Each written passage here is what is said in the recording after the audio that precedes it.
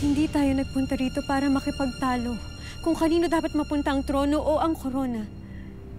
Ang layunin natin lahat dito ay ang pagkakaisa at pagkakasundo ng dalawang lahi.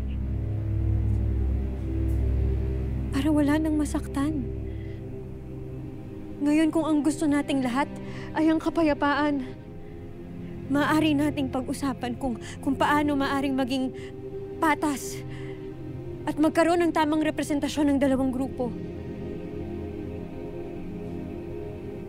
Napakalawak ng Encantadia.